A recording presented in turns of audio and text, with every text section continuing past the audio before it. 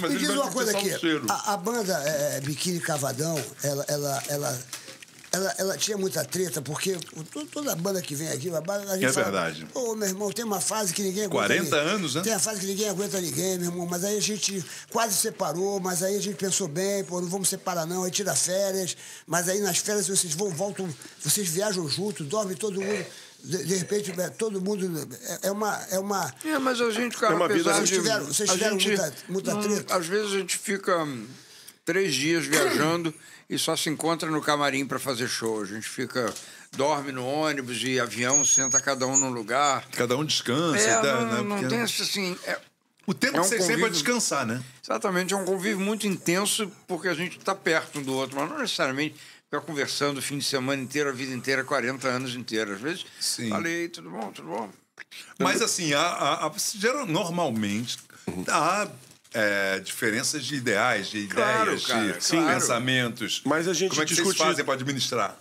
Simples, como qualquer democracia. Assim, o voto da maioria vai vencer. Boa. E quem perde não fica querendo, sabe, virar a mesa. Fala assim, não, tudo bem, então veste a camisa, vamos juntos. Se vocês acham que o caminho é esse, vamos todos para lá. E nós também temos a capacidade de entender, muitas vezes, que embora a decisão tenha sido da maioria, se a gente deu com os burros na água, a gente falou assim, não, peraí, olha, como é que é a sua ideia mesmo? Porque, de repente, você que estava certo e nós 3 estávamos enganados. Então, isso é muito importante quando a gente tem a banda, porque se há uma coisa que o Biquíni sempre teve com muita força, foi essa relação de respeito, sabe? Da forma como a gente se relaciona, a gente nunca saiu no braço, a gente não xinga um ao outro. Isso é legal, sabe? Isso é uma coisa assim, do tipo, né? Cara, sabe? Ninguém ofende ninguém. Ninguém né? ofende, cara. Porque quando ofende, aí quebra-se um vidro, eu acho que exatamente, né? é aquela famosa... Se racha, né? É a linha do respeito, ela não deve ser cruzada, entendeu? Então você fala assim, cara, tipo, pô, eu posso estar injuriado com uma pessoa, etc. Sim. Mas eu não vou chegar lá e... E o Sheik saiu por causa disso? Ou passou dessa linha? Cara, na verdade, acontece com todas as bandas, assim, chegou uma hora em que a gente não conseguia mais ter uma unidade e a gente estava vendo que aquilo estava atrapalhando, que a banda não estava crescendo, que isso era um problema. E a gente foi sentar, conversar com o Sheik. E no final, assim, tipo, ele também tinha já outros trabalhos, outras ideias. Ele estava muito mergulhado em artes plásticas atualmente. Ele, inclusive, ele leciona no Parque Lage, ele leciona no Parque Lage. Então, assim, foi uma coisa meio que inevitável, porque é muito difícil realmente você começar uma banda e, de repente, todos estarem na mesma vibração o tempo todo, entendeu? E teve um momento que a gente, talvez, também por desgaste, sabe, assim, a gente meio que falou, cara, eu acho que alguma coisa vai ter que mudar a partir de agora. Né? E a saída dele, embora tenha sido um divisor, né, dentro da nossa história... Foi em que ano? Foi no ano de 2000. 2000, já tinha 15 anos de banda. Né? Mas a partir disso a gente meio que entra, a gente entra no século XXI com uma nova formação como quarteto, né, que a gente mantém até hoje. Sim. E temos 2 músicos que tocam com a gente nos shows, que é o contrabaixista, justamente, que era a formação dele, e o saxofonista, que assim, é meio que joga em todas as posições, toca saxofone, se precisar tocar violão, toca, se precisar cantar, toca percussão. Multi-instrumentista. Então, né, fica nessa coisa. E é isso, assim, a gente tem essa história no nosso caminho. Gostaríamos... Essa filosofia, né? Vocês têm uma filosofia de como se portar todo mundo, né? Todo mundo no coletivo, se está tudo bem... Porque no fundo, todos nós sabemos uma coisa. Por mais que eu tenha uma ideia, que eu acho que tem que ser, etc., a gente sabe que existe uma persona muito mais importante do que o cantor, do que o guitarrista, etc., que é a banda. A banda é muito mais importante. Eu estava falando isso hoje com o Coelho, que eu posso talvez encontrar um guitarrista melhor. Eu posso achar que, de repente, o baterista pode ter um outro baterista com outro estilo. Eu posso achar um outro tecladista. Tudo isso pode acontecer.